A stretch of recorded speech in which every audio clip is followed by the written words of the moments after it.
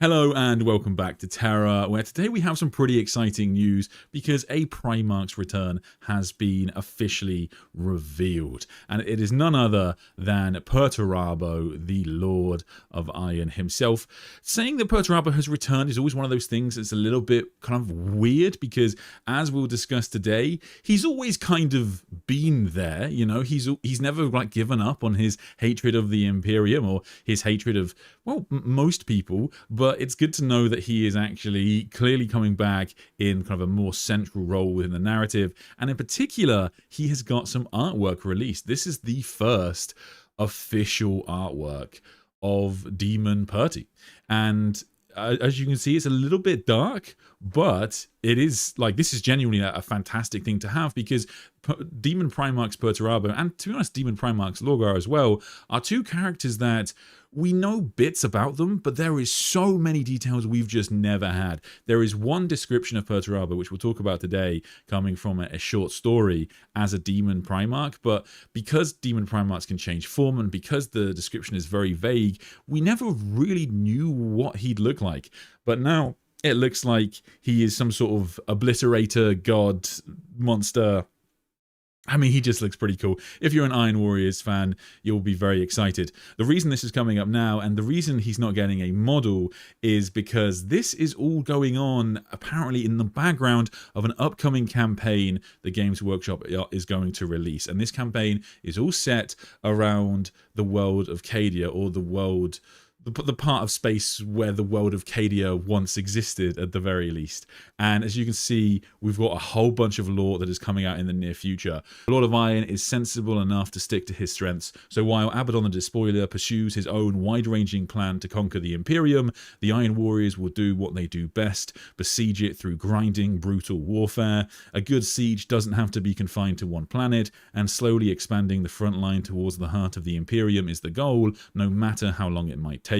An expanding ring of horrifically brutalist fortifications designed by Perturabo himself forges ahead.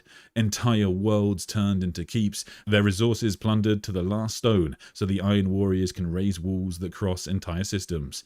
Put simply, it's a classic Iron Warrior siege, but on an absurdly huge scale.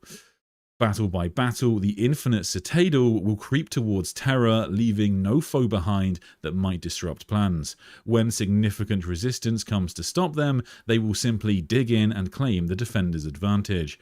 Most importantly, the carnage and horrendous body count suffered in these pitiless battles serve to please the Dark Gods further, and soon the veil between real space and the Imperium will be thin enough that the Demon Primarch can finally walk upon Imperial soil again at will and drop the killing blow in person.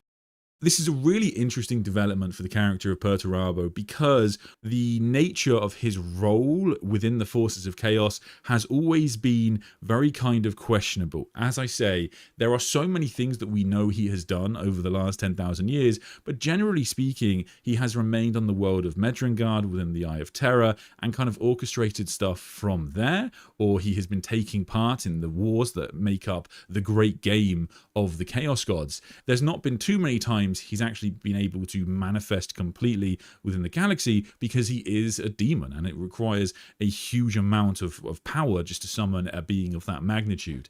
However, now it looks like because the Great Rift splits the galaxy into two, now because the Imperium overlaps with reality so much, they're not only going to be able to summon Perturabo, but probably keep summoning him, and so he is just going to go on his own crusade and he's going to try and carve out as much of the galaxy as possible for himself, which is very exciting. It's also pretty notable that they immediately mention Abaddon the Despoiler because, of course, Abaddon and Perturabo, they're not on the same team exactly. They are broadly speaking aligned in their hatred of the Imperium, but the Black Legion and the Iron Warriors go about things very differently. And whilst the Iron Warriors have taken part in the Black Crusade, Perturabo is not known to regularly heed the call of Abaddon the Despoiler.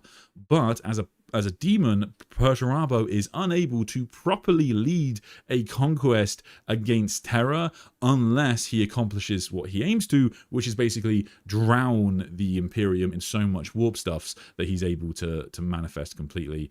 one of the things that I didn't like I kind of feared with these sorts of Primarchs coming back is you basically get a situation where every Demon Primarch returns with a plan to conquer the galaxy. And the reason that's not necessarily a good thing is because chaos is often as much its own enemy as it is an allied force. And so the idea that you would have Fulgrim, who is determined to become the new Emperor of Mankind, apparently, and Perturabo and Mortarion and Magnus, everybody vying for the same goal, is basically going to play to the strengths of the Imperium of Man. And given that the Loyalist Primarchs, we would guess, will be broadly speaking aligned, it would just give the Loyalists too much of an advantage. So Perturabo taking on a stance like this, where he's not going straight for Terra, he's just going to be a real thorn in the side of the Loyalists that Abaddon can then use to his advantage. I think this is actually quite good. As to not seeing Fulgrim enough, to be fair, given that the Lion didn't get much presence in the narrative until Dawn of War comes out, I would be quietly confident they're going to do something similar with Fulgrim. I would even go so far as to say it might be the same thing, and I do wonder if Fulgrim will appear in Dawn of War 4 at some point, perhaps in an expansion, because we haven't seen too much of Fulgrim since, you know, his novel, really, and there's still so much they could really do with him. But I guess the problem with Fulgrim is that we've sort of already seen him fight Guilliman before, so that would already be a bit of a repeat. It would be exciting, but perhaps they're looking to do something kind of more new. Perturabo, on the other hand, doesn't really have that relationship with Guilliman. Like, we know, of course, that like the Ultramarines and the Iron Warriors often come to blows in the Uriel Venture series, but the you know, I guess to be fair, Perturabo has a bit of a history with the Lion, but at the same time, Fulgrim, yeah, I guess he's more of a one-dimensional character, I guess, isn't he? I think that Loyalist Fulgrim early in the Heresy is one of those very kind of complex characters that I can understand why people really root for. But once he's a Demon Primarch, he's much more just about him, you know, taking as much power as possible, fucking with his sons, doing whatever he can to kind of claim more and more skulls, or, well, probably the wrong word, more and more sensation and what's the word I'm looking for? Pleasure in the name of Slanesh. So Perturabo is kind of a more interesting... Perturabo is definitely a Primarch that you can do more with, I guess is what I'm saying. And he's probably the character that you can, of the Demon Primarchs, that you can do the most with, in my opinion. Because Magnus is basically too powerful. Anytime you involve Magnus in any story, you have to nerf him because he's just too strong. Like, as a sorcerer of that incredible power, just no Loyalist Primarch without the aid of like Sisters of Silence or the Emperor is going to be able to stand up to him. Mortarion is always going to be brought down by like Typhus or Nurgle. He's going to suffer in some way, and he's just a very grumpy bastard. And then Fulgrim, of course, is like, he does want to become the Emperor of Mankind, but that threat, that ambition rings kind of hollow for me. I don't think Fulgrim is really going to make much of an attempt to actually accomplish this. Angron is, of course, a mad dog, and Lorgar is just going to be out there, and he's going to try and, I guess, raise more chaos cults in the name of the dark gods. Maybe he'll stand opposite to the Star Child or something crazy down the line. But Perturabo is one of the characters that's, of the Demon Primarchs, is one of the most interesting because he's just legit asset. He's got one of the smartest minds, maybe the smartest mind out of all of the Primarchs by this point in time. He is able to regularly create shit for Abaddon the Despoiler and the Forces of Chaos in terms of things like demon engines and technologies.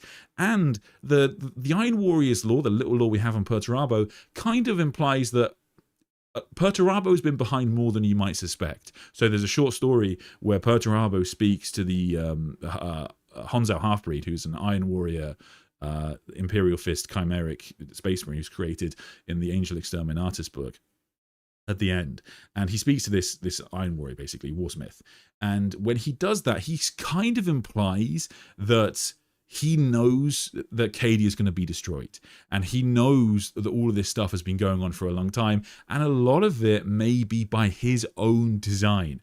So it's a pretty exciting time, I think, really, for them. Anyway, so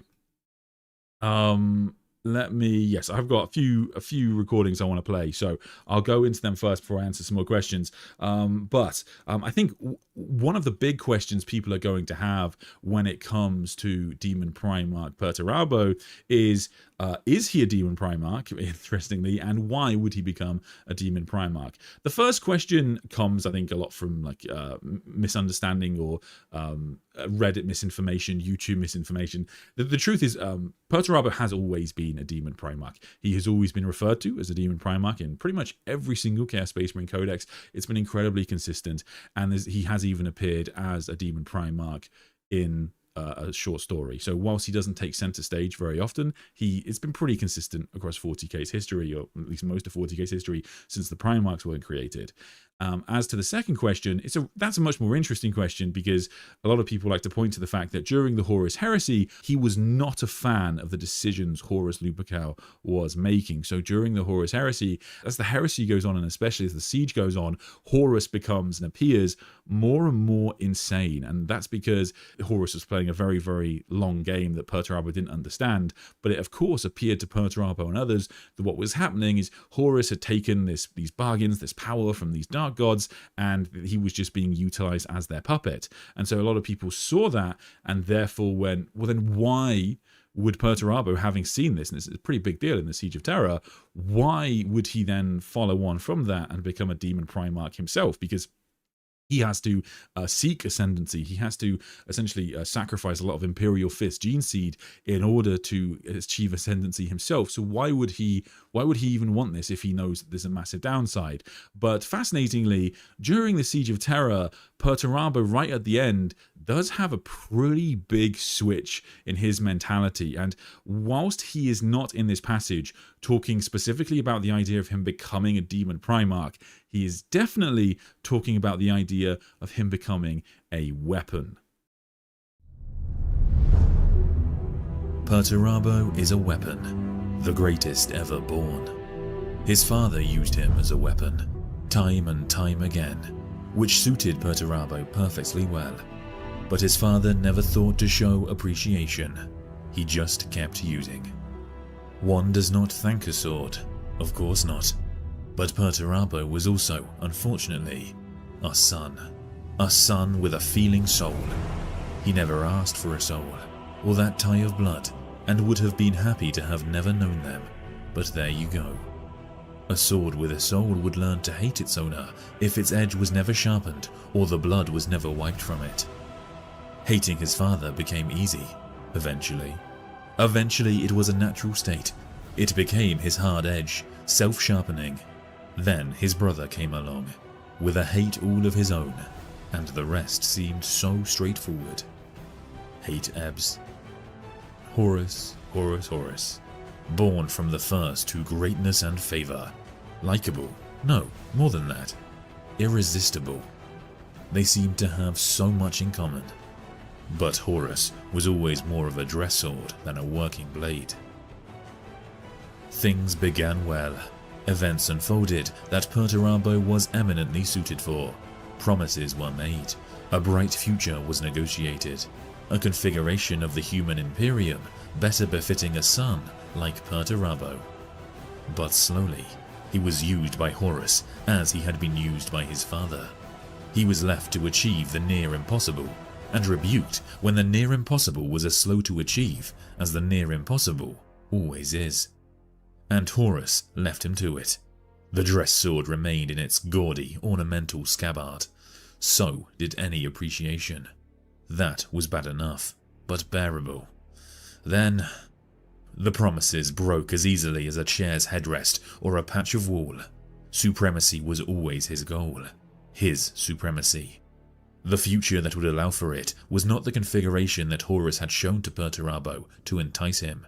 It was an atrocity that would burn down the great aspects of the Imperium, along with the rot that needed to be excised. It was a waste, and it was also a surrender to forces that had no place in human affairs.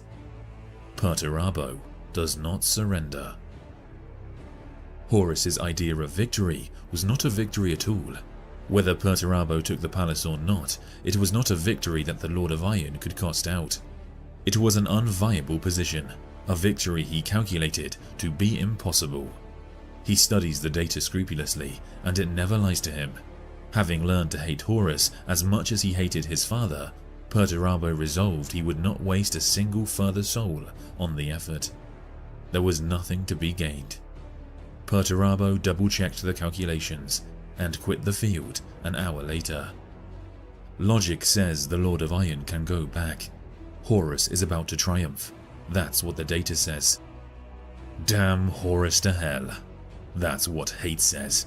That's what the Lord of Iron screams at the wall as he dents it, and yells at the deck as he cracks it, and howls at the chair as he reduces it to debris. Don't go back. Don't ever go back. He hates you.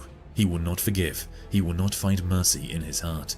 His configuration of the future, now dawning, does not allow for mercy. Horus will punish you whether you go back or not. He will hunt you and he will destroy you. He will kill you and every single one of your sons. And if that's going to happen anyway, why go back at all?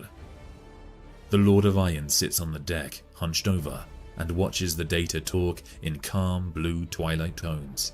It never lies to him. He watches it tell the story of the War Master's triumph, the victory of Horus, scrolling past one data block at a time. Damn him. Hate him. He used the Lord of Iron as a weapon, but he made the Lord of Iron his enemy. Perturabo will just have to make ready and face him when he comes. Perturabo will simply have to kill Horus and all his sons and every single one of the idiots who cheer the name Lupercal, because they're too afraid not to. Every single one. Hate can do that. The Lord of Iron can do that. Especially if he has become something more by then. Something pure and perfect, because it is absolute and unique. Hyper-compressed meaning in solid form. The shadow cast by all weapons. There are ways to achieve this state. The data has shown it to him as an irrefutable outcome. He just has to decide if he can bear to. For all great accomplishments come at a price. It will take persistence. He's never lacked that. The end of the Horus Heresy, we have Perturabo kind of panicking a little bit because he has abandoned the Siege of Terra.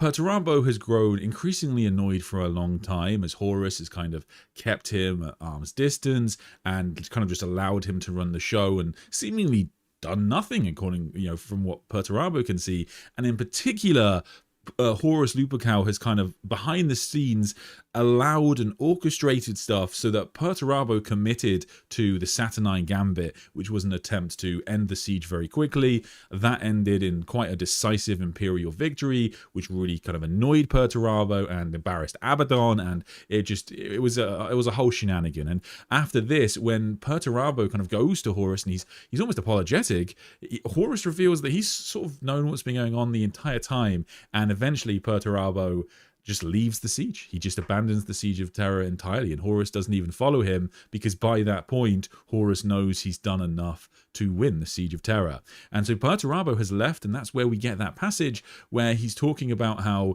he's kind of panicked. He's a bit worried that Horus is going to chase him down because Horus has become, kind of quite objectively, the most powerful being that we've ever seen in Warhammer 40K. But he interestingly thinks he might have a solution there. He thinks he can kind of forge himself into a perfect weapon, a weapon that might be able to even defeat Horus, if we're sort of reading between the lines there, or at the very least protect him from Horus, the most powerful person. So what Perturabo is intending to do is turn himself into something of, monstrous proportions. Whether he's successful in that endeavor, we don't know. So as the scouring has now started, Perturabo makes an appearance very early on in the first book, Ashes of the Imperium. We have now seen Perturabo is playing a game where he is now trying to restart the forces of chaos, as they've kind of they need to be turned off and on again post the Emperor's kind of decisive blow to them at the end of the Horus Heresy. And thereafter, he's probably going to try and turn himself into this weapon and ascend to demonhood. And that's kind of where I have to be very careful how I phrase this, because the old lore around Perturabo's ascendancy comes from something called the Iron Cage incident, which will almost certainly be covered in the Scouring, but the old lore on it is quite old at this point. It comes from what we call the Index Astartes of 5th edition. Essentially what that means is this lore is like 15 years old, and it hasn't really been repeated in any Imperial Fist books, Iron Warriors books, or novels or background books to any notable degree since then. And for example, Perturabo lays this trap for Rogal Dorn. Rogal Dorn takes the bait. He tries to dig Perturabo out of his hole. That's what he says he wants to do. And basically the Imperial Fists get caught in this iron cage where they just get cut down, and the Imperial Fists only survive because the Ultramarines come and bail them out in the end. And Perturabo takes 400 gene seeds of the Imperial Fists, sacrifices them, and gains demonhood. But there's a couple of problems with that. In the context of modern Warhammer 40K and the Horus Heresy, 400 Imperial Fists is just, quite frankly, not a lot of Imperial Fists. So there's definitely some things we're going to have to see being updated. But we can be pretty confident the Iron Cage is still going to stick around. I don't think it's going to be entirely retconned, but I would just be prepared for that to be tweaked, changed, retconned a little bit here and there. But yeah, it will still probably play out, broadly speaking, the same way. Anyway, so since that point, Perturabo and the Iron Warriors, they basically fall back into the Eye of Terror. They claim this planet called Medrengard, and on the world of Medrengard, they occasionally strike against the Imperium. Occasionally, Perturabo has been able to manifest properly, or at least strike out from Medrengard in a meaningful capacity. He even utilizes his new demonic gifts in one of the Chaos Space Marine codexes. It talks about him using the powers of Nurgle to bring down a Forge World of the Mechanicus. So Perturabo's definitely been there, and he's definitely been attacking the Imperium, but most of what he's been doing, and it seems Games Workshop are sort of leading into this, is that Perturabo has been a bit of a mastermind this whole time. And I think that is backed up by a lot of like modern Iron Warriors lore, because in Iron Warriors novels, they're one of the legions that do sort of still worship their Primarch. Some of the traitor Marines, of course, hate their Primarch by this point, but the Iron Warriors are not one of them. They actually think that Perturabo kind of saved them from the yoke of the Emperor. They think that he is, their salvation, and so they're very happy to continue serving him, despite the fact that he is a pretty brutal commander. There is one passage in a novel, it's a short story called Half-Breed, where we do get to see actually sort of what Perturabo does look like as a demon Primarch, and we can kind of see where it does sort of match the new artwork, even if it is very vague. But I think it's worth listening to because, yeah, this is basically the only description we have of him. Even before his elevation to demonhood, the Primarch had been colossal, but now he was a giant plated in silver and steel, encased in armour that was more a fortified sarcophagus than anything wrought for a living being, edged in yellow and black, scarred from 10,000 wars, and seamed with weld lines like scars. It was known as the Logos, its textures strangely alive, like a skin of metal and flesh combined. Perturabo, the Lord of Iron himself. He went without helm, his head a nightmare of pallid dead flesh and bleached of colour, like a corpse dragged from an ocean trench. Thick cords of ribbed cabling pierced his skull, running back across his scalp in hissing cornrows. Eyes that were gimlet black, yet lit from within by the coldest light, stared out from a face that had known only bitter disappointment and had been cursed by inevitable betrayal. His mighty hammer Forgebreaker had been crafted by another, but had changed so profoundly from its original appearance that even had its original maker been alive to see it, he would no longer recognize the craft as his own. In recent 40k, we have this situation where Vashtorr the Archifane has risen and become one of the most prominent characters in the set. He, as we know, has formed an alliance with Abaddon the Despoiler, the War Master of Chaos. Now, the reason this is really interesting is because whilst they have very different backgrounds, of course, Perturabo was a Primarch and Vashtorr is just Warpspawn, at the end of the day, they fulfill some relatively similar roles, and there's a lot of crossover to the level that I suspect there might be little bits of retcons, a little bits of clarifications needed in the future. In particular, the origins of a lot of the demon engines that we know and love in the setting. So originally, Perturabo's lore did have this interaction with Abaddon after Abaddon became War Master, where Abaddon was gifted various demon engine technologies by Perturabo so he could use them in the Black Crusade, and ultimately the Iron Warriors did aid the Black Legion during the 13th Black Crusade. So we do know that like that was what Perturabo was originally doing. But now a lot of that territory has been handed over to Vashtorr, and Vashtorr, having been the weaponsmith of the Chaos Gods, is responsible for creating a lot of this demon engine technology. So I'm interested to see whether this gets expanded upon, and yeah, whether there's some clarifications, or perhaps they work together, or perhaps they could do some sort of chaos shenanigans where a lot of Perturabo's creations, as it were secretly guided by Vashtorr. The Arcs of Omen campaign does clarify that Vashtorr and Perturabo have been allies in the past. They have worked together, and that is important because, of course, they are both the Forge Masters of Chaos. So together, they can make something absolutely, just monstrous. A lot of people theorized when Vashtorr, got this revelation that he wanted to become the 5th Chaos God, that perhaps Perturabo might even be his demon Primarch or something like that.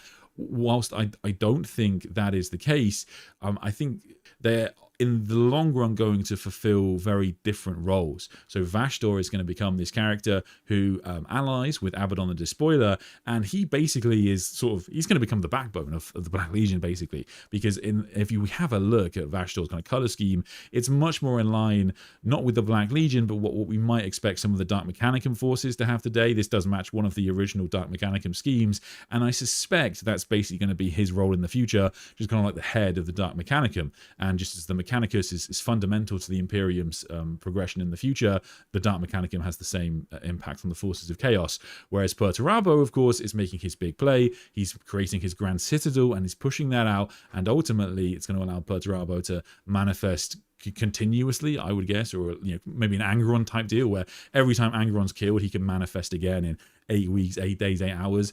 The Iron Warriors will be able to bring Perturabo back every, so long as they can just keep killing Imperial fists, basically, which is pretty exciting. Like I mentioned at the start of the stream, Perturabo has kind of just always been there, and whilst he hasn't always been able to manifest, even against the other demon Primarchs, we do know that he has come to blows in the past. A lot of this is stuff that happens off screen, so we don't really know the details of how all the stories of the Great Game play out. The Great Game is the context of all of the Chaos Gods also hate each other, and they're constantly vying for supremacy, and if any of them grow in power or get too powerful, they turn on each other, try to bring them down. And Perturabo, as we saw in that passage earlier, Perturabo's getting stuck in these fights just for fun, just because it makes him more powerful, it makes his soldiers, his legion, more powerful, so he's just getting involved in the Great Game purely for the love of it. And whilst we don't see the Primarchs fighting very much within the Eye of Terror, there is actually one instance where we do see this happen, and it's between Perturabo and Mortarion, the Primarch of the Death Guard. And I've talked about this before on the channel, but I wanted to play it again because I really like this little bit of lore. It's not only one of the few instances of lore kind of diving deeply into what Perturabo is doing in like modern 40k, but it's also, like I said, one of these few instances where we see demon Primarchs fighting each other. And presumably this has happened many, many times. Magnus, Angron, Mortarion, they're always fighting one another. And so this is a really interesting little bit of lore to get. And yeah, enjoy. The War of Rust and Ruin. It is shortly after the creation of the Great Rift and a vast Death Guard force, led by Mortarion himself, advances through the pyroclastic stormfronts on the planet of Dysactis in search of the Temple of Ascension. They are met amidst the crackling maelstrom by an enormous force of Iron Warriors, supported by corrupt god machines from the Legio Abharax. Continent-shattering battle ensues. Hordes of demons are summoned from the beyond to join the fight, and beneath the gaze of the planet's Cyclonid statues, Mortarion and Perturabo engage in a spectacular duel that lasts for 7 hours. It is a battle reminiscent of the incredible conflicts of the Horus Heresy, and Perturabo's sons cause terrible damage to the Death Guard force. Yet the longer the fighting rages, the more the contagions and metallophage poxes of the Death Guard spread through the Iron Warriors' ranks. Ancient heretics sicken and collapse, malevolent war engines seize with rust and shudder, sparking to a halt. Machine spirits go mad with revulsion and pain, and as the powers of entropy and decay run rampant, the battle swings in Mortarian's favour. With his forces in tatters and many of his precious war engines crippled beyond repair, even bitter Perturabo is finally forced to concede defeat. Falling back to pre-prepared defence lines, he detonates a series of explosive trenches amidst the raging storms and disengages in the ensuing mayhem. Badly mauled but triumphant, Mortarion and his Death Guard lay claim to the heathen temple they fought so hard for, and the ancient secrets that lie within are his. So, Perturabo fighting against another traitor Primarch there, and it was notable that he lost, really, I think, because I would typically imagine Perturabo to be one of the most powerful of the demon Primarchs. Being a champion of Chaos Undivided typically is a big deal, and Perturabo has blessings from all 4 Chaos Gods, but Mortarion does win the day. I should say that is from the Death Guard Codex, so it's definitely going to be biased, but it seems pretty likely that it's true, and Mortarion at least achieved the Temple of Ascension, got access to all the goodness that's inside. We don't know what that means. This is kind of Codex lore, so it doesn't necessarily have too much of an implication for the setting, but it does mean that it's good to have that affirmation that the traitor Primarchs are often against each other, and there is only so many resources within the Eye of Terror which they are going to fight over. So pretty exciting little piece of lore there. But that covers most of what Perturabo has been doing really in the setting. We do know that he had a campaign to kind of destroy most of the fortified worlds in Segmentum Obscurius. We do know that, like all of the traitor Primarchs, he responded badly to the news that Rebute Gilliman had returned to the galaxy, and that has likely stirred on and pushed on his return to the setting. I will be really interested to see whether, I'll be interested to see how far they lean into this idea that Perturabo has been a mastermind of a lot of what's gone on in recent 40k, because they definitely could do that, and that would make sense for someone so smart. But then they could be like crazy with it, and they could even say, oh well, maybe Perturabo knew or even banked on the revival of Rebute Gilliman. So they could really go kind of crazy with this lore, which I think would be a lot of fun, and I think makes I think we want to see something really cool. And I think that this lore around this Infinite Citadel is pretty exciting, but Perturabo has been quieter than you would like, I think, for most of 40k's history. Most of the demon Primarchs, after they ascend to demonhood, they either lose interest in the Imperium of Man. They just kind of sit on their planets congratulating themselves on their victors and victories. But Perturabo himself, he seems to, according to the lore, been planning something, and I kind of hope for something more than just the Infinite Citadel, but we'll see. Some super chats. Ardia, could Perty technically fix the Golden Throne?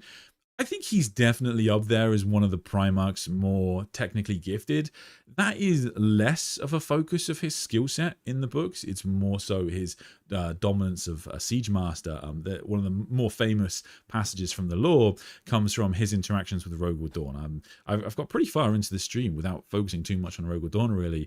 And the reason for that is because Perturabo and Rogal Dorn are 2 Primarchs that are often mentioned in the same sentence. Rogal Dorn is very similar to Perturabo, but got a lot more preferable treatment.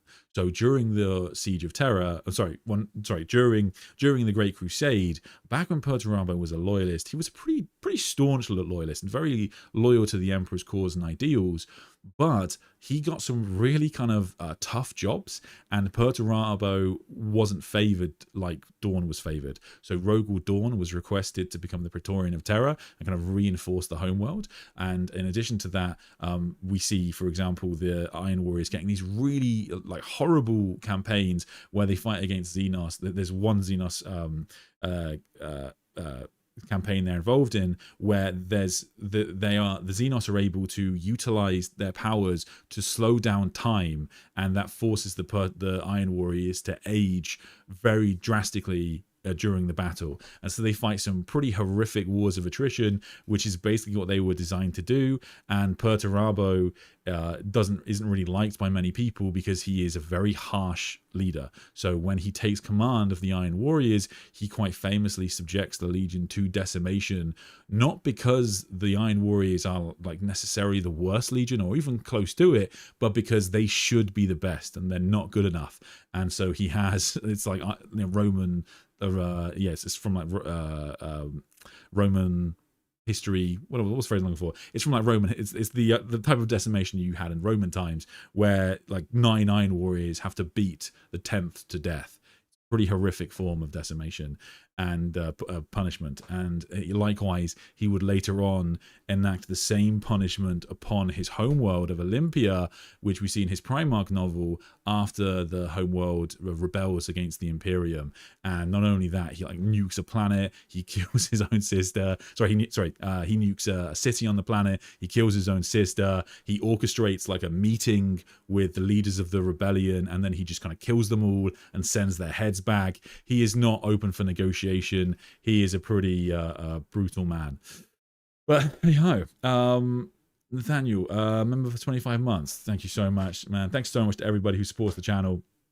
It really means the world. I can see a lot of love for Rogal Dorn in this chat. Interesting. I honestly, because it was entitled a Perturabo video, I assumed Perturabo would be crushing Rogal Dorn in this poll, but no, Dorn's doing pretty well. Anyway, where was I? Actually, let's do some questions because I've been talking for a long time and chat is pretty lively. Welcome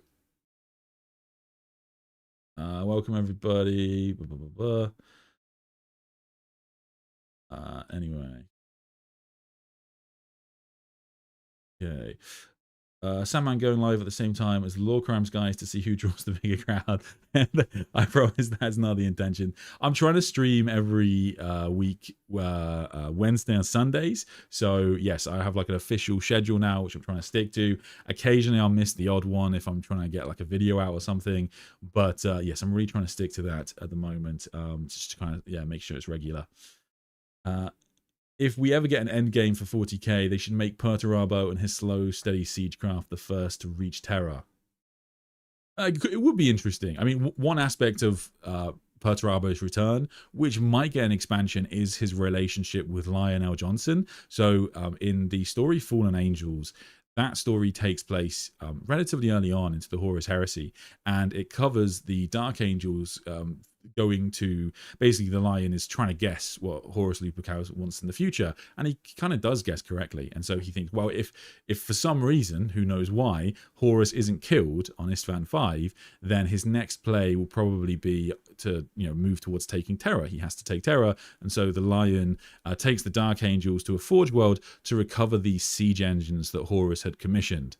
And the Dark Angels are successful, but at the end of the book, there's a very quick meeting where Lionel Johnson runs in to Perturabo, and Perturabo at this point hasn't been revealed as a traitor, and the Lion hands those siege engines over to Perturabo, and they are specifically mentioned as having been used during the Siege of Terra by the traitors.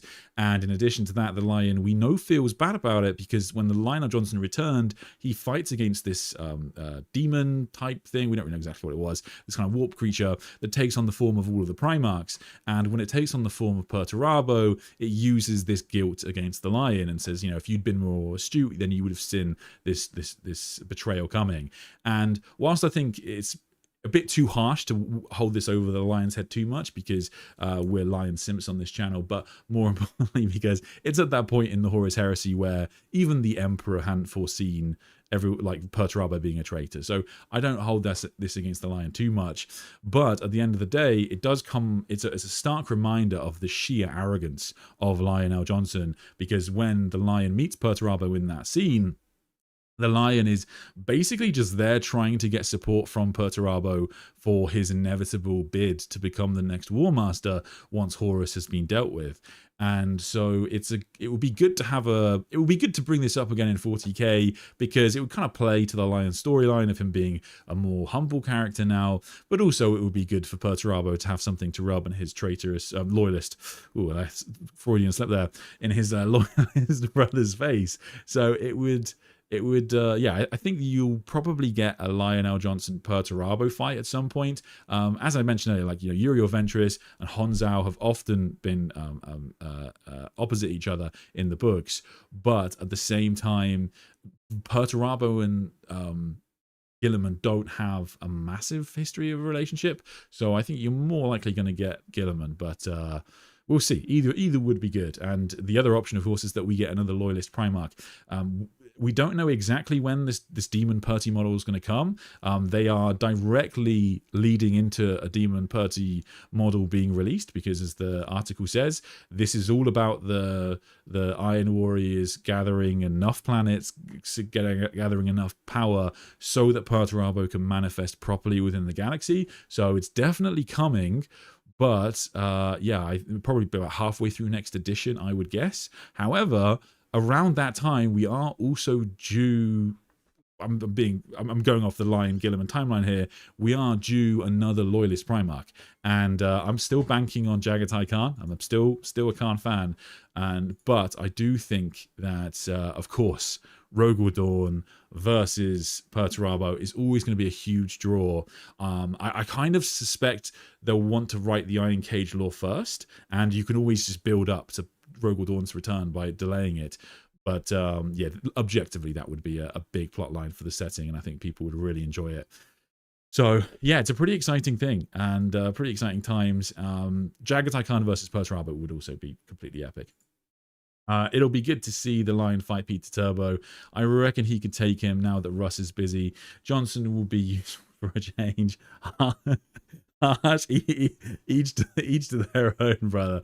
But I mean, we'll see. We'll see what will happen. The problem is that I will say that, we kind of have to temper our expectations a little bit. This is inevitably building towards one of the stalemates of Warhammer 40k that we all know and sometimes love, where realistically what we want now is for the traitors, the Iron Warriors, to carve out a little bit of the galaxy for themselves, and they can just defend that, and the loyalists can continually try and assault it. They get the Iron Warriors win some, they lose some, but ultimately they're probably gonna just very slowly start creeping into the galaxy, and this will be their version of like the Pariah Nexus or something like that, from where Games Workshop can write campaigns or novels in the future. So I don't think that we'll see the Lion, destroy the Infinite Citadel, but a big battle, a big sword fight and a battlement would be objectively kind of epic.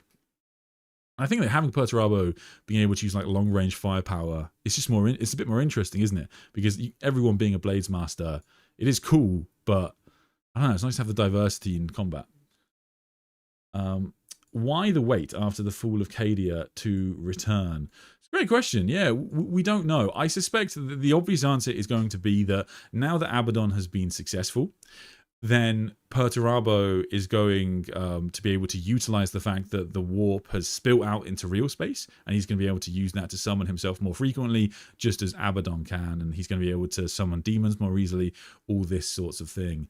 But it's a really good question. I think one way I'd like to see Perturabo utilized would be in explaining perhaps how Abaddon has some of the knowledge that he has. So one thing that I think gets often forgotten is that the knowledge Abaddon has about the war in heaven, especially prior to him meeting Vashtorr, he shouldn't really have. Like, no one should know this. No one should have this in-depth knowledge of how the war in heaven really worked and how the Necron pylons were actually kind of helping the Imperium, and the fact that Abaddon uncovered this information and was able to weaponize it against the Imperium of Man, ultimately destroying Cadia and therefore allowing the Great Rift to spill out into the galaxy.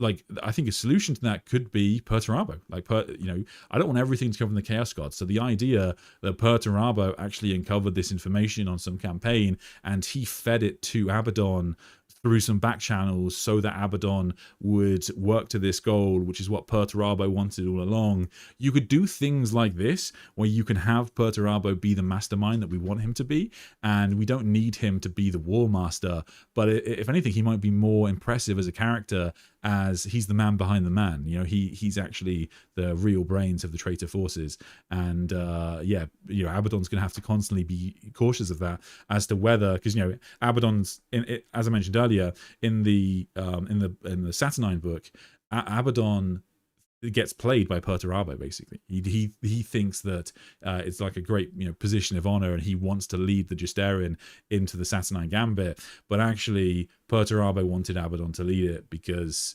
he knew it might not go well. He knew there's a strong chance Rogal Dorn would see this coming, which he did. So it's yeah, I think that having Abaddon looking over his shoulder as to whether he can really trust Perturabo is a good use of the character. Sean, thank you so much. What role will Corax play in the Scouring of 40k? With little lore, how might GW use him? What story arc would you like, since he's missing in Ashes? Yeah, I'm really excited. It's a great point. I'm really excited of his role in the Scouring, because exactly as you mentioned, his absence from Ashes of the Imperium is very notable. So he's in Ashes of the Imperium, the first book of the Scouring. He is the only loyalist Primarch not there. Right, and he should be there because we know that previously he was with Lionel Johnson and Lehman Russ, who arrived together without the Raven Guard fleet, or the core part of the fleet. And so they're working on something big here. And we know that eventually Corvus Corax will, of course, run off into the Eye of Terror. But we don't know exactly what he's going to do in the meantime, and there's still a lot they could do. So in terms of what I'd like him to get some big wins. I think that the Raven Guard are still going to be a very, very small legion. So they're not going to be too much of a decisive legion in terms of winning battles very, very quickly. But I do think that there's, you know, the clandestine activities of Corvus Corax are always going to be amazing. So in the book Corax, we get to see him fighting Night Lords when they're outnumbered, but he's of course basically invisible to them, so he's just tearing them up. And I think that seeing him behind the lines, and given that the main problem the loyalists have in the Scouring right now is the fact that they don't know what the traitors are doing, he can get all this information, he can find it out, and I think that would be really exciting. But ultimately he's gonna go on this journey where he's going to, yeah, his fight against Lorgar is cool for us, but it's not really narratively the most important thing. The thing that's most important about Corvus Corax going forward is that he's going to learn the kind of things that we know as readers, which is about what are the Primarchs and what kind of powers do they really have. And in terms of what I'd like Games Workshop to do with him in the long run, I want Corvus Corax to be the force multiplier of the entire Loyalist faction.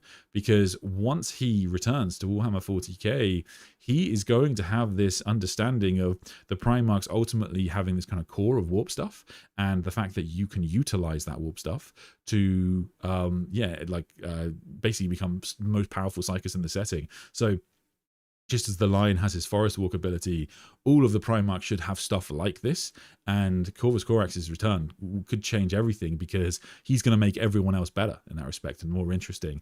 And I don't think we want everybody just being a hack and slasher, right? We want Primarchs that have monumental kind of, you know, mythic god type abilities that have their limitations, but yeah, we want some variance there. And especially because in Warhammer 40k, we love our symbolism. We want to see an Odin type, you know, Russ, and we want to see a dragon riding Vulcan and all this kind of awesome stuff that would just be just elevate the setting. So I'm all for that, and I think Corvus Corax is probably the key, really. Finn, thank you so much, member for 20 months. Honestly, going through some dark times, but this channel is a light brighter than economic. Thank you so much, brother. Yeah, that means so much. I mean, I had a really difficult start to the year as well, so yes, I totally understand that, and I was off for about a month. So yes, thank you so much to everybody who does support the channel. It really does mean so much, and I'm so excited I get to do this. I love that I get to just talk about Perturabo, which is just so fun. It was a real pleasure. I was a bit short for time because I intended to talk about the Alpha Legion book today, and then yesterday they announced that Perturabo was coming back, and I was like, well, I can't not talk about Perturabo. So I've actually been intending to talk about this Alpha Legion book for a while, but Games Workshop keep releasing kind of new and exciting lore, which I mean, I wanted to strike while the Lord of Iron was hot, if you'll pardon the pun there. So I had to do it. But it's a pleasure to like quickly being like, what happens in this conversation with Honzao again? How does that go down? And running over things. So it's the coolest thing. It's so fun. If Rogal Dorn returns, I hope he either becomes the Black Templar Primarch, or he has the Emperor's Power Claw as his prosthetics. Yeah, both fine theories, I think, in some respect. So I think that it sounds very controversial to say that Rogal Dorn might align with the Black Templars. I totally get that, and in particular the fact that he's, of course, old school Imperium of Man. He's very harsh to Sigismund when Sigismund doesn't. He follows what Euphrates Tequila says, and he ultimately doesn't join the Retribution fleet. When, despite all this happening, I actually could see a Rogal Dorn kind of ultimately being more aligned with the Black Templars than you might suspect. And there's two reasons for that. One, Rogal Dorn goes through a lot, and his conversations with Sigismund at the end of the siege are, of course, much calmer, and he seemingly comes to accept what Sigismund has sort of become. So we'll see if they backtrack on that a little bit in the Scouring, but there's definitely some option there. But also, the concept of the Emperor being viewed as a god is one of those things that in the novels, so far with the Lion and Guilliman, it's not been as combative as you might expect. So they are both still very clear that they don't believe the Emperor is a god. But a lot of this kind of objectively, and even as fans we sort of do this, it's coming down to your definition of things.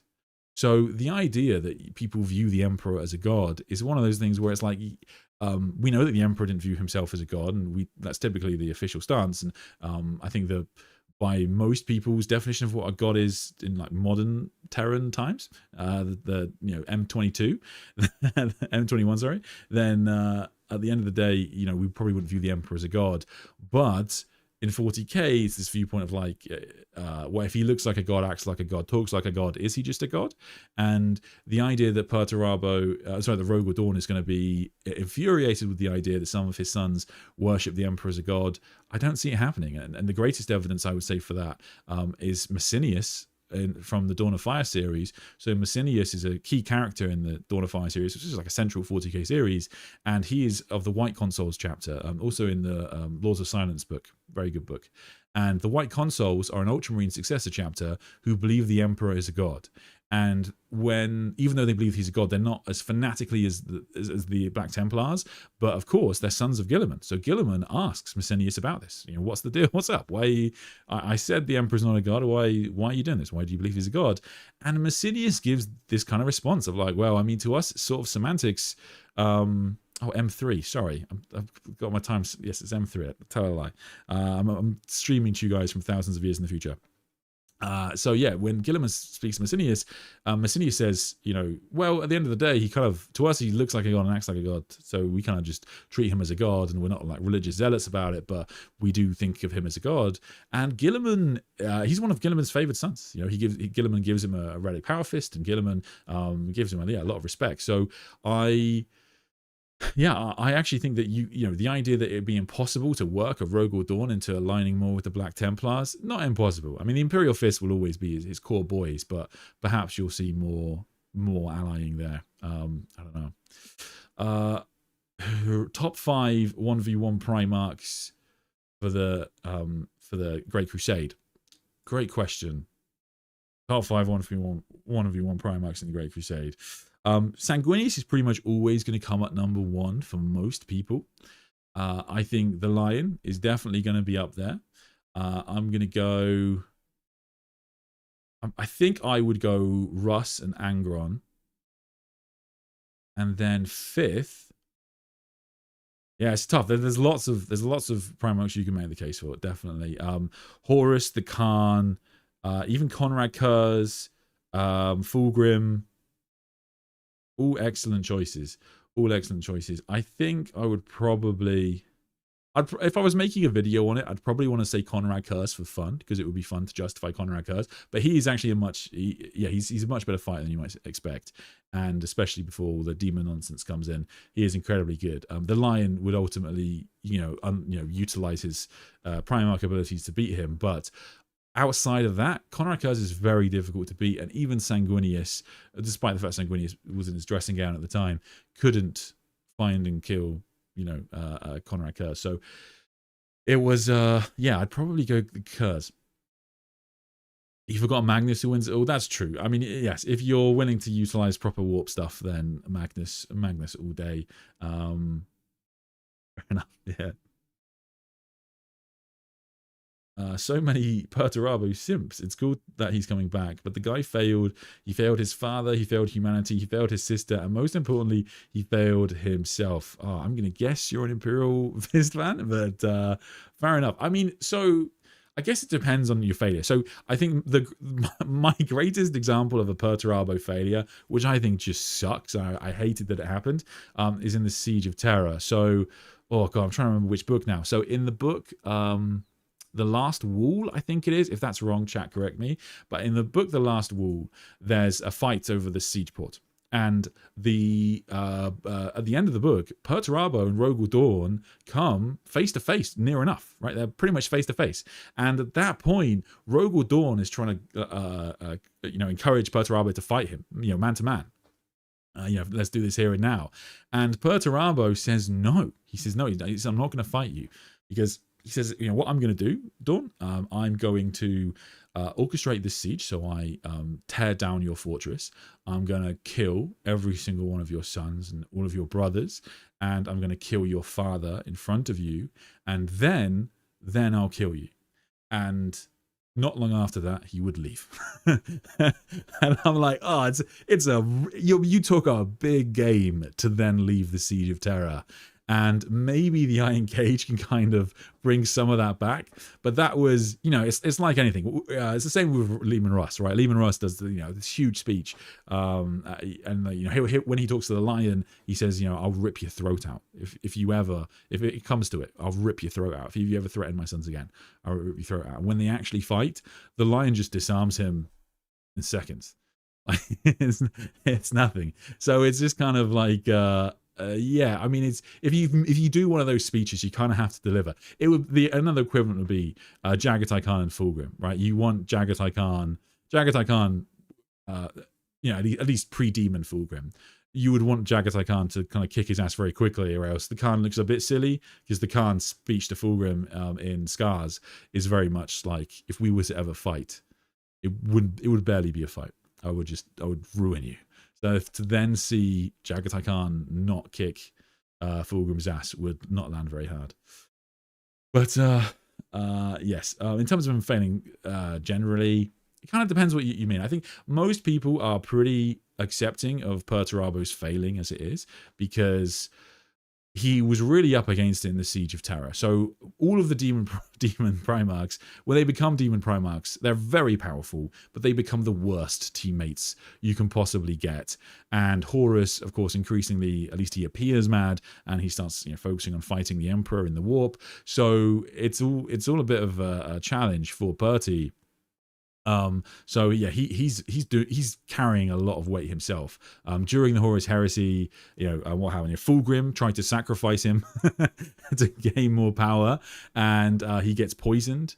Basically, he has to fly into a black hole, and in addition to that, he has to go and capture Angron. So he's kind of, he's really up against it a lot of the time. So I think people have a lot of sympathy for Perturabo's journey. I'll tell you what is actually, now that I mentioned it, something that I would like to see dived into a little bit. There's a book called Talon, which is in the latter half of the Heresy, and it's technically an anthology, but it is made up primarily of like one story. And in this story, this Perturabo makes a play to become perhaps a demon Primarch. So it is said that there are 3 gateways to chaos in Warhammer 40K. One is on the planet of Molech, one is on the planet of Talon, and the other we don't know about. And yeah, we don't really know what Perturabo planned to do, because the story gets stopped before it goes there. But Perturabo was making a play for this gateway to chaos. And so when he does this, ultimately he'll get recalled by Horus, so he's not able to complete it. But for a character who most of us assume at the time is very anti-chaos and doesn't want anything to do with becoming a demon or anything like that because he's just in Fulgrim Ascend.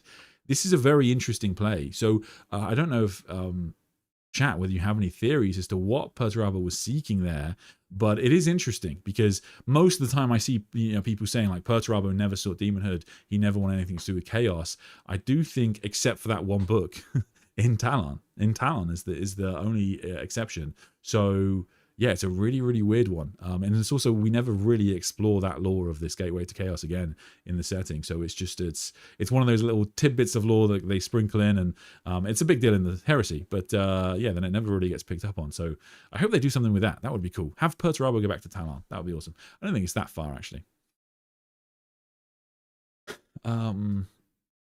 My favorite meme in this world is Nurgle shaking Asmongold's hand and automatically washing his at the words, even Nurgle don't want his funk.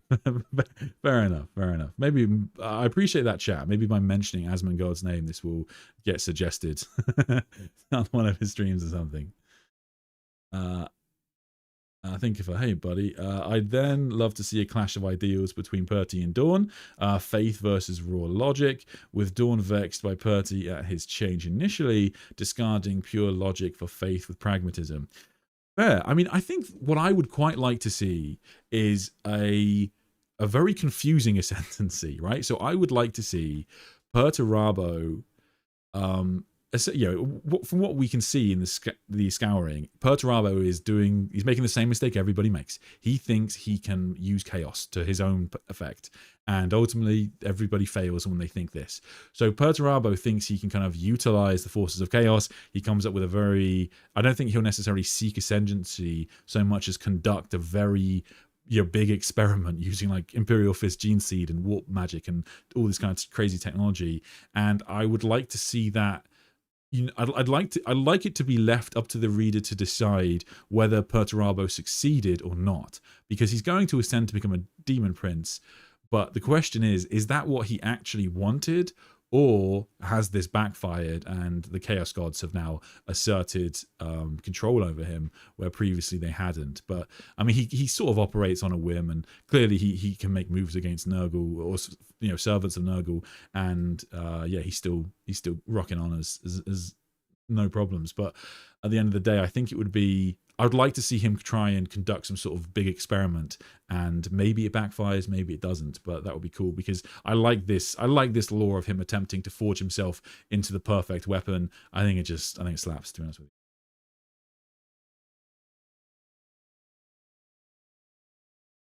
you. Papa, thank you so much for the super chat. Perturabo required reading Angel Exterminatus, Slaves to Darkness, pretty much the entire Siege, Ashes of the Imperium. I would only add Talon to that list, and his Primarch novel is pretty good. And yeah, I guess it's sort of if you want to read, I guess his Primarch novel is the book to read if you hate Perturabo. That's probably the book you'd read. That is the book where he commits the purge on Olympia. So understandable, that's where people kind of are like, wow, this guy that kills his sister, sorry, I don't think he's a nice guy. Fun fact, Undivided included any power of chaos that are not the big four. It is the four together and every other minor power of chaos that exists. So Vashtorr does count as Undivided technically. That's interesting. I guess you could make that argument, but I think typically when we say Demon Prince of Chaos and Divided, we just think of the big four, because Bellator is the original Demon Prince of Chaos and Divided, and his kind of betrayal of the old four is what caused him to be cast down. But yeah, I could see that being a thing. I guess I have no issue against that. Mr. Saladin, just finished the Beckwin and the Boy series. Any suggestions on another good book series to do next? Should I get into Perty books? Looking for big setting relevance like Beckwin. Yeah, if assuming that's just what you've read so far, yeah, I guess it's sort of up to you. So it's interesting when to answer that question. So when you say like big setting relevance, it depends on what you want to do, because For example, the biggest story in Warhammer 40K will always be the resurrection of the Emperor of Mankind. That's the endgame scenario. Malkador pretty much says it as such. The idea is that we want the Emperor's soul to be made whole again and allow him to leave the Golden Throne. That's the long run. And for books to that effect, you want to read Throne of Light, which is book 4 of the Dawn of Fire series. You can pretty much just read it as its own thing, assuming you know what Guilliman and the Indomitus Crusade is. If you don't, just read the first one, Avenging Sun. And then the Siege of Terror is the other thing that will explain most of what has happened to the Emperor. So those books are the big kind of like high level ones, and then you can kind of go down from that. So like the Fixing of the Golden Throne is a huge deal. So Vaults of Terror is the name of the series, which is by Chris Ray, which is very, very good. And if you're going to read that, you can also read his Regent Shadow and Watchers of the Throne series. So that's those books take place at kind of the same time, and it's just before Cadia falls to kind of just after Guilliman returns. So it's all set around that same time period, which is pretty exciting, and that gives you a lot of insight into what's happening with the Golden Throne. The Custodians being in 40k is like a very new thing. So the reveal that the Custodians are now fighting again, the reveal of the Primaris Marines, and various conspiracies going on with the High Lords of Terror. So yeah, those are probably the big ones that I would say. So if you down from that, yeah, it kind of just down from there, it depends on the characters that you like, I guess. So yeah, reading Perty's books is a good way to go as well, because he will be a big character in the future, and it'll be nice to have that relevance. So like for example, if the Lion and Perturabo do fight, if you haven't read Fallen Angels, you'll still enjoy it, you'll still have a good time, but it will be nice to have read that conversation. I hope they don't bring back Dorn. We don't need a rehash of their 30k dynamic.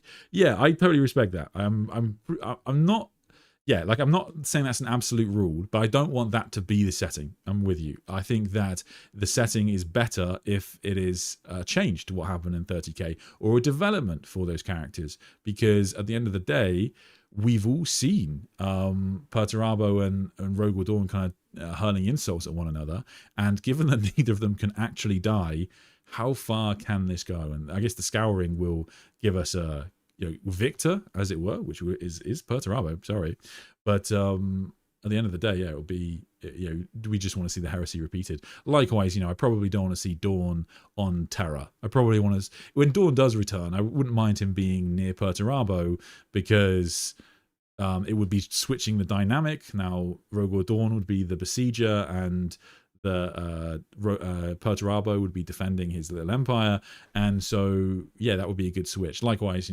Guilliman is on Terra now instead of being in the Unremembered Empire. The Lion is no longer seeking to become War Master. I'd want Leman Russ to be much more like a humble, not necessarily, he's always relatively humble internally, but a much more kind of a softer Primarch. So all these sorts of like changes that are interesting for the character. He's rather overblown in his military expertise. He uses Zap Brannigan logic with his own sons and people, throws as many at the murder bots till they shut down. He exhausted his tithing from it. He throws as many of the murder bots till they shut down. Okay. Still talking about Perturabo, I see.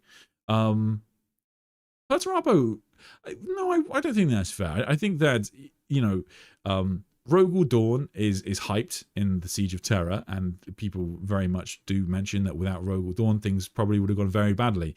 But the reverse does also happen, where people are like, wow, without Perturabo, we'd have been largely screwed. And as good as some of the Space Marine leaders are, they don't have the mind of a Primarch.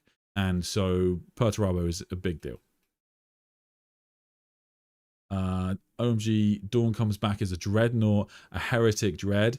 That would be cool. I think people would actually go for that, because he would be, it would be an incredible model, firstly, let's just be honest, but also like Rogal Dorn has gone through so much towards the end of the Siege of Terra, with him being kind of entrapped by Khorne, to the Iron Cage incident, and of course ultimately kind of quote unquote sacrificing himself, as far as we know, to the Black Legion, or at least Traitor Space Marines, depending on if they rewrite it. And yeah, I think seeing him in a really bad spot would be pretty cool. And yeah, again, just more variance amongst the Primarchs is going to be very useful. So I think it would make sense. Are there any future collaborations with any lore tubers beside Alex on the horizon? So I did a podcast the other day with the Law Crimes guys, or the Amber King from Law Crimes, and so that was on Fallen Angels. So I'm going on for their Dark Angel stuff, as you might imagine, which actually I haven't got another book for a while now with them, so I don't know if I'll do anything else with them. But yes, there's not too many people that have read the Siege, so I'll probably do some other stuff, I think, with them if they continue working through the Siege books. But in terms of other stuff, no, nothing really on the horizon, I don't think. Yeah, I think I've got a lot of stuff on. I'm always up for a podcast and things like that, and I'm always happy to have people on. Yeah, to be honest, it's something that slips your mind. I do really like doing the collabs. They are a lot of fun, and YouTube's actually made it, I think, a little bit easier to do kind of collab features and that sort of thing. So that's always fun. But yeah, I'll be honest, nothing on the horizon. If there is anybody, yeah, feel free to put it in chat, and I'll make a note of it. There's a few things I'm trying to finish off right now, but yeah, I don't know.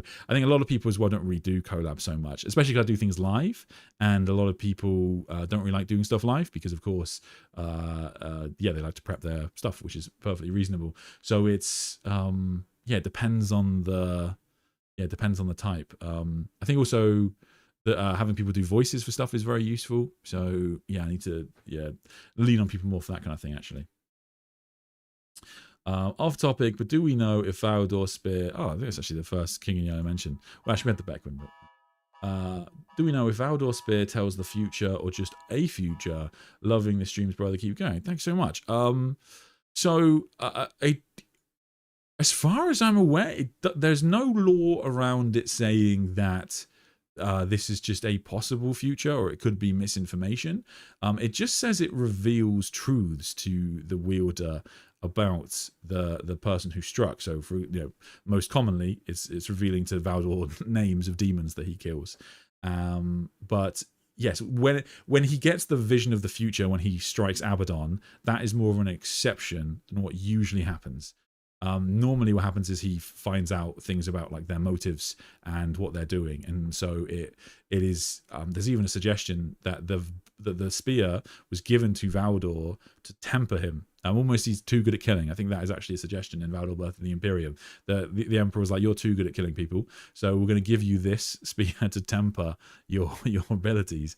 And yeah, that's basically what it does. But yeah, the vision he gets from Abaddon, that doesn't happen every time in the books. It's a big deal. Maybe the whole I hate chaos thing was him being petulant at Horus recalling him when he was actually trying for demonhood. I didn't want to be a demon anyway. Yeah, it could be something like that. It could be an act. I think to be fair, maybe you could do something around, I guess an obvious answer is him like gathering intel. He's still gathering information. He's still trying to learn what is chaos, what is the warp, how does it work? And yeah, I mean, he was able to fly into a singularity and somehow survive that. So it's yeah, it's a bit nuts. I actually should do a stream just talking about that black hole, because it's a relatively small part of the siege, but sorry, the heresy, but it's pretty nuts. He has great development. His teachings to Honzao are cool. His iron cooling, which will make him more formidable, throw suns harder at killbots. Yes, he is cool. I mean, his conversation with Honzao is interesting, because when Perturabo speaks to Honzao Halfbreed, he encourages Honzao.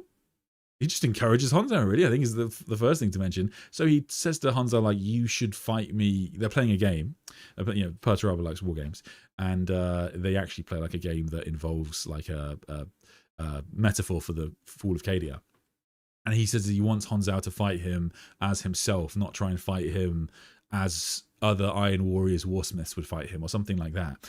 And behind all of this is the threat that there's like a Damocles sword here, that if Perturabo deems Honzao not worthy, he will kill Honzao. So it's not all sunshine and rainbows.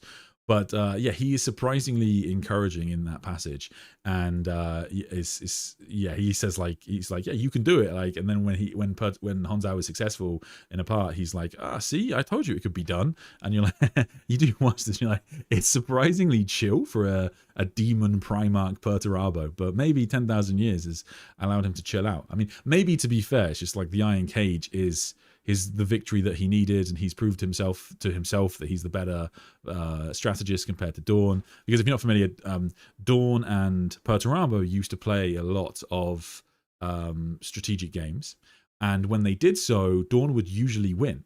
And they used to play basically Warhammer. And there's even a bit where Perturabo like slaps a table and it says like models fall off the table like a miniature war game. Or it's like a really funny simile. And so yeah, Perturabo used to always lose, but Perturabo kind of has this ability to always get better. So he kind of like starts off, I guess, less intelligent than Dorn, or less not as good as Dorn, but he always improves and he gets better and better and better, to the degree that I would probably say by the time we get to 40k, he might be better than Rogal Dorn. I'm not saying they'd ever write a loyalist death, but I would probably like to see Perturabo getting some love there. But Perturabo is a fascinating character because of he's one of the characters where, although he does genuinely seem to be loyal to the Emperor of Mankind and genuinely sort of believe in those ideals, he also was able to see the Eye of Terror pretty much from birth. And his kind of Primarch gift is that he always, he naturally had understandings of technology. And so he could just kind of build stuff without reading things, and he just knew things that he shouldn't do. So Perturabo's interactions with Perturabo's seeking of knowledge is quite unique in that respect. Do you think Alfarius Omegon will come back? Great question. I don't think so. I don't think so. I'm pretty confident in saying that the current plan is not to bring them back. So this was a question that was asked to Black Library some time ago, and they said that their current, this was a few years ago to be fair, but they said that their current methodology is that they treat Alfarius and Omegon as dead. They're both dead.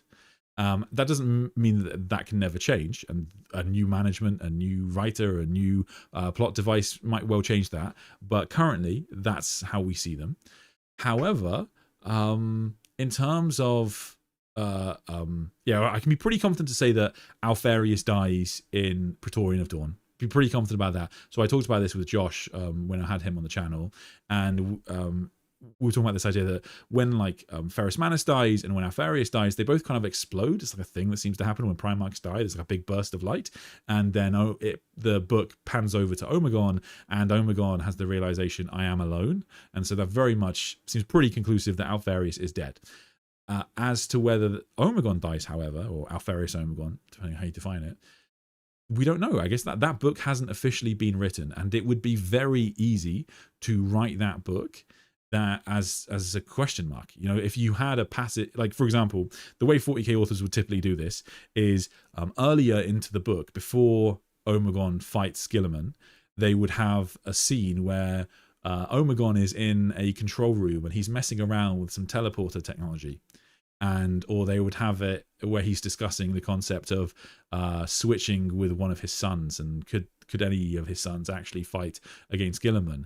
And they don't officially say that's what happened, but it leaves it open for the reader to interpret it that way. As to whether there's also the aspect of like, do they want to give an official answer in the novels? Because maybe Black Library shouldn't have said that when they said that they treat them as dead. Because, for example, in the book Sons of the Hydra, there is a plot line around Omegon. He isn't, but there's a suggestion maybe Omegon's alive. And so they always want to have a little bit there for Alpha Legion fans to chase, and that's I guess part of the setting already, isn't it? So I don't think so, and I think it would maybe undermine some things, because the fact that all of the Primarchs are now demons on the traitor side that are alive is important, because that means that none of them are really a challenge for Abaddon, because Abaddon's position of War Master is kind of dependent upon his person being based in reality, and the demon Primarchs are not. They're of course now a part of the Chaos Gods, basically. How undivided Demon Primarchs work, I don't really know. But the other ones are part of their Chaos Gods, just like any Demon Prince. So the fact that you'd have Alfarius back as a non-demon traitor Primarch would immediately bring him into potential friction with Abaddon, and that is the big narrative. The big narrative is Abaddon versus the Emperor in the long run. If we were to ever have an end times, you know, we can be pretty confident that that's what they would do. So I don't think so. However, like I say, things can definitely change. I think the twins are dead. I was a believer in real Alfarius being alive after Praetorian and Omegon died. It's even sadder because Alfie actually was mad Dorn wouldn't listen to him during the fight. Yeah, I can understand that, but I mean, if Alfarius really is mad about that, really was, and he does seemingly try to have a conversation with Dorn at the end, there were way easier ways to have that conversation. You know, he didn't have to, like, Praetorian of Dorn, if you haven't read that book, is a lot of Alpha Legion shenanigans that kind of go nowhere. And yeah, he could have just sent an email. After everything Dorn has been through, and him and Perturabo switching roles, not only will be refreshing, but it feels natural. I think Dorn makes a better Black Templar than an Imperial Fist. Well, the other aspect of Dorn that I really like, and I spoke about this in the Litu video, is the idea that I like that Rogal Dorn might not be religious, he might not believe the Emperor is a god, but at the end of the day, he's come to understand the Tarot. The Tarot are quite an important part of like the Imperial cult, like in the novels. They come up quite often. And so the idea that Rogal Dorn sort of leans heavily into that aspect is interesting. Like, that is quite interesting. So yeah, he sort of got a communication line with his dad, and that could change his character entirely. If there are non-Demon Prince traitor Primarchs, a nice opponent for them would be Be'lakor. As the spirit of chaos, he'd be ideal to go against the traitor that spurned chaos. Perhaps, yeah, you could do something like that. I don't know if that's... Be'lakor, I always think of it as just for his own self-interest, though, isn't he, at the end of the day? So I don't know if he would care about that. Like, I really like the Be'lakor Vashtorr showdown in Arcs of Omen, because yeah, it's classic, right? I mean, if Vashtor's trying to achieve godhood, then Be'lakor's got something to say. Hey Sandman, hey chat, hope everyone's having a good day. Thanks so much. Thanks for joining me. Yes, like and subscribe if you haven't. Thank you so much, people that mentioned that. We need fan art of Sanguinius in some kind of pink dressing gown, hair rollers, and holding a slipper, ready for a beatdown of his match versus Kaz. Yes, I mean, maybe someone has done it. Occasionally, someone makes that kind of artwork. Sanguinius versus Kaz. No, I don't. No, there's nothing showing. But yes, that's if you're not familiar, this is from the book Pharos, where the lion's away and Conrad Kurz makes it into the throne room, and Sanguinius is not dressed for a confrontation. But they can both sort of see into the future, so they can't... It sort of implies they can't really kill each other in that respect. The Demon Primarchs were pretty much a clown show, planning-wise. Yes, very true. Khan is in the webway, basically fighting Dark Elves. You could do, but to what end? You know, that's the problem with that sort of... thing, I guess, is the only thing I can think of. Like, to what end do you want Chagatai Khan just in the webway? You know, like fighting Drukhari, because, like, I feel like I'd expect more from him. You know, he's the Khan. He's incredibly. He's one of the smartest Primarchs, and I'd like to think he was playing a long game of something. But yeah, I guess as far as we know, that's what he's doing.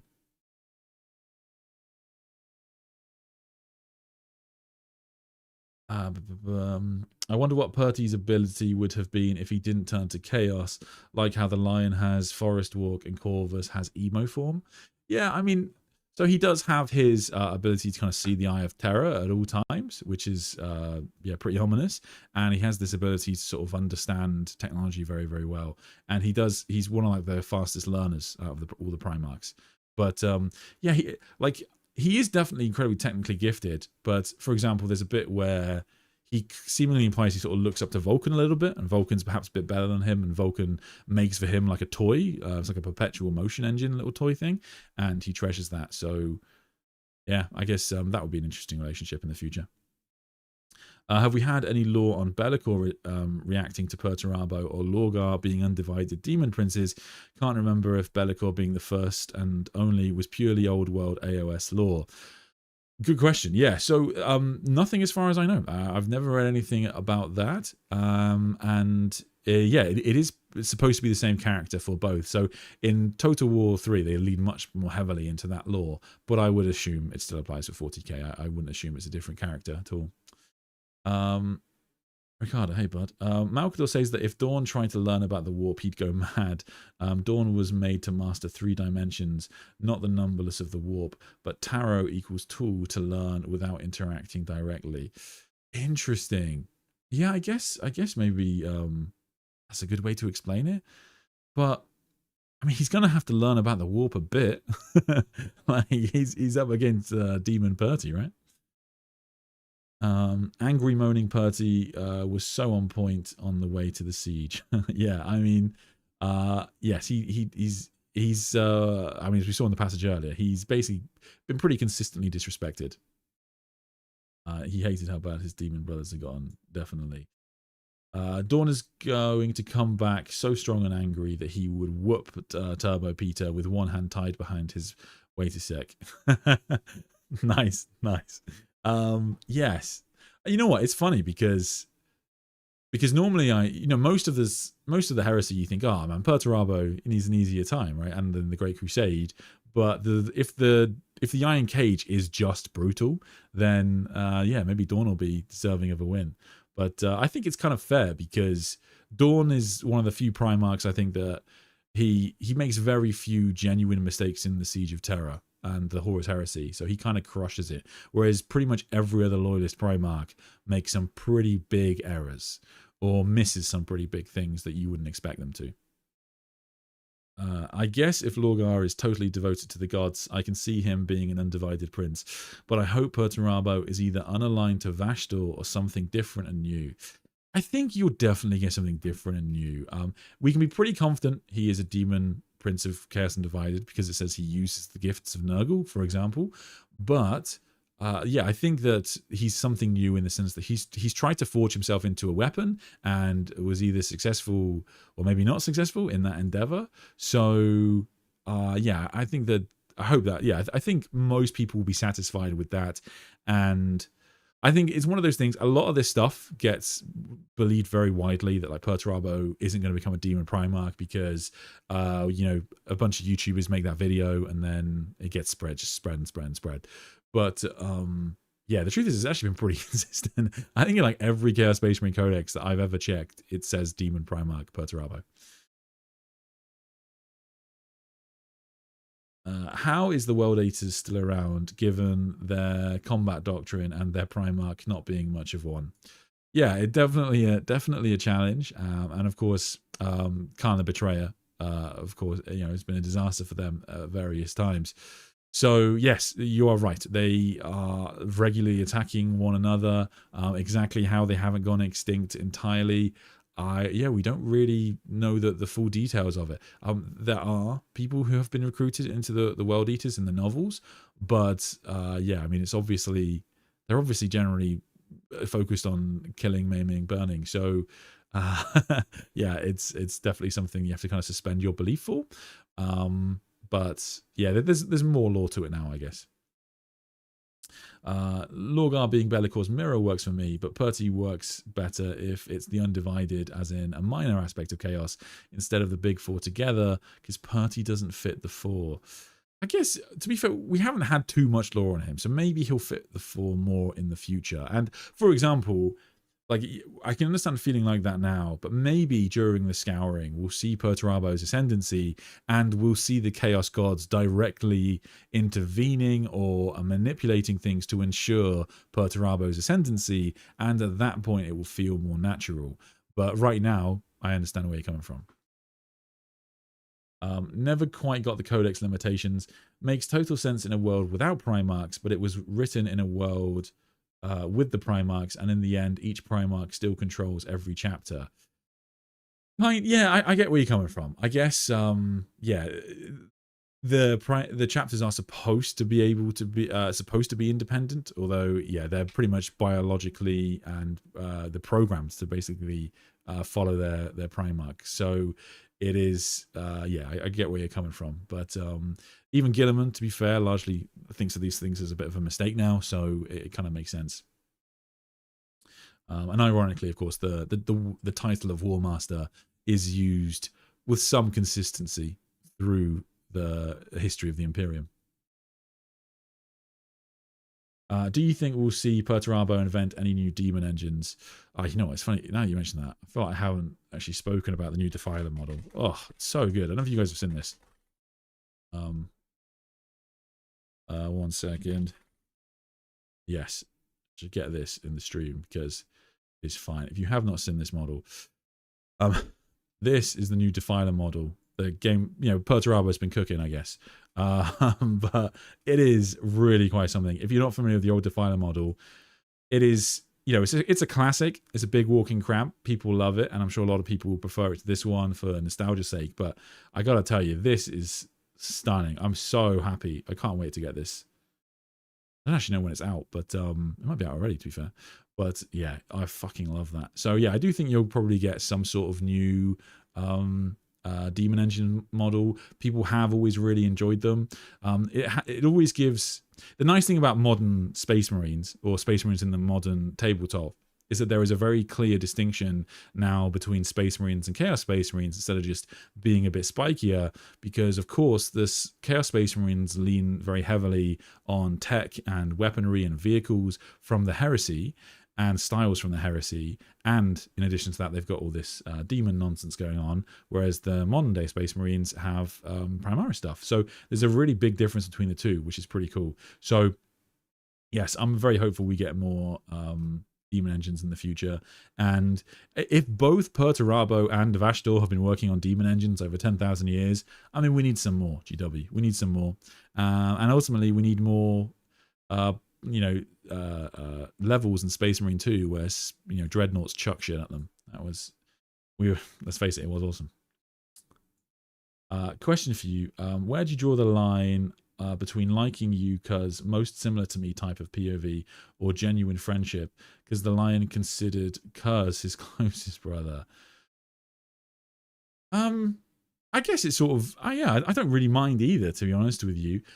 In terms of the Primarchs hating each other, a lot of their original differences come from very minor or kind of childish things, right? Like, you know, in the context of the Great Crusade, they might seem big, but the Primarchs' issues with one another are often a demonstration of their kind of childishness, and the fact that a core aspect of Warhammer 40K is that the Emperor took a bunch of, you know, almost adolescent type figures and gave them the most powerful armies in the galaxy. So I don't really, yeah, I don't really mind. I think that, yeah, I don't really mind too much either way. I do think, like, I have a soft spot for like Magnus and Perturabo's relationship because yeah, it's kind of dived into it a little bit more, and I think that yeah, the Primarchs coming to each other's aid is always going to be a really interesting thing. But to be honest, so many of the Primarchs just hate each other. I think that seeing traitors get along will be just a good change of pace. I remember a scene that Russ, before setting out to take on Horus, he meets the Khan coming into Terra, so they met and talked as the Khan left the wolves in an attack with the Alpha Legion. Yes, well, the wolves and the White Scars are wary of each other early into the Heresy, but everybody is wary of the Scars, to be fair. With what we have on Dorn's disappearance, what do you think the likelihood is of him having either been captured or tortured or trapped by Khorne again? I would hope it's 0, because I don't think plot points should just be copied and pasted from 30k to 40k. But as to whether Dorn's been captured, I think maybe Russ has been captured. If I had to choose one, I would choose Russ, because the Thousand Suns kind of imply that's what's happened, or I interpret that from what they say. But more generally in terms of Dorn, I don't know. I kind of like the tarot. The tarot aspect is a subtle one, but it could be really impactful. If Dorn genuinely has come to believe in the tarot and understand it, it would allow him to be operating on the advice of the Emperor, at least to some degree, over the last 10,000 years, which would explain, for example, why Dorn sticks with his sons for however many centuries he's going to stick with them for, and then decide to leave because just one day, Rogal Dorn in his chamber, he pulls a tarot card reading, and all of a sudden, he pulls the Dark King, and that freaks him out, and he realizes that the Emperor, the Emperor is going to be in danger, and so all of a sudden he's wants to go off on his own for whatever reason. Yeah, I'm just speculating, but something like that would make sense, I think. So we'll see. I am an Adeptus Sororita player because I love the aesthetic, but also because they are baseline humans who fight on par with Astartes using blind faith and stubbornness. Fair. Yeah, I think that people do always enjoy that aspect of them. I think that they can also fulfill both aspects. And I think Space Marines can easily be defeated by Sisters of Battle, like more experienced ones, but at the same time, Sisters of Battle can be killed by even guardsmen, kind of in theory, depending on how it's written. So at their core, they're just very strong humans with power armor. So yeah, they are definitely beatable. Do you know what we feed more? Where is my orc main character, Sandman? Where are they? 11 editions has orcs in it. Where's my Yorkie's boss's energy war, eh? I got more British by the second just thinking about it. Cool question. I need to read the new Gazgul book. I think there's actually another orc book they just announced, didn't they? So yes, we'll see if there's new orc lore. This Snazdraka from Armageddon. He's a new orc character with a new model. Yes, I think it's the Flash Kits that are getting a novel, which will be pretty cool. And yeah, the orcs have actually had more named characters than you might think in the model range. I imagine that quite a few of them are still sold. But yeah, I think that them getting novels will be a big deal. I think the orc books have all done pretty well. So I think that's probably why they're making so many of them, because people buy them. People just really enjoy reading about the orcs, and they are, yeah, they're just fun. Like I think if you ever get burnt out reading 40K, do you want to try to change the pace? Try an orc book. You'll have a good time. Imperial Fist and Black Templars at the Cadian Gate, realizing in horror that Perturabo is ancient and has an ancient giant skeleton crucified across his standard. Oh god. Yeah, can you imagine? Yeah, that would be nuts if they it'd be one of those things. I don't think they'd ever do it because they wouldn't be able to sell Dorn models. But if they just revealed that Perturabo had killed Dorn off screen, can you imagine? That would be one of the biggest shakeups in the setting. Yeah, that would be so. Like it would make you question everything. So it might be good in the long run, but I don't think those Imperial Fist fans would be happy.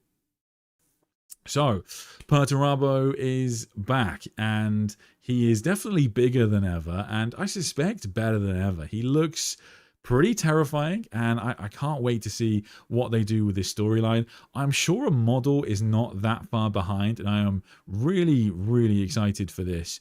So I think this will be a massive campaign going forward, and the Iron Warriors could definitely do with some love in like modern 40k. And yeah, I think if you're an Iron Warriors or an Imperial Fists fan, you're probably getting very hyped right now because an inevitable conflict will come. So, let me know in the comments, who do you think will be put opposite Perturabo amongst the loyalist Primarchs? I mean, is a returning Dorn inevitable, or do you think there's maybe a better choice like we talked about today? Would it be better to put Perturabo opposite maybe the Lion or Guilliman? So, yeah, that's what I'm hoping for, but I'll be interested to see what you guys think. But thank you so much for watching. I'll see you next time. All right, bye, everybody. Take care. Thanks for watching this stream. If you could help me appease YouTube's machine spirit by liking and subscribing, I would greatly appreciate it. If you couldn't make the stream live but want to ask me a question anyway, consider posting it in our community tab and I'll answer it next time. To support the channel, click the join button below, which will give you access to more content, and you can drop into the members Discord where all the coolest Terrans hang out, away from the watchful eyes of the Inquisition. Thanks for joining me, and until next time, I wait for you and I forgive you. Good night.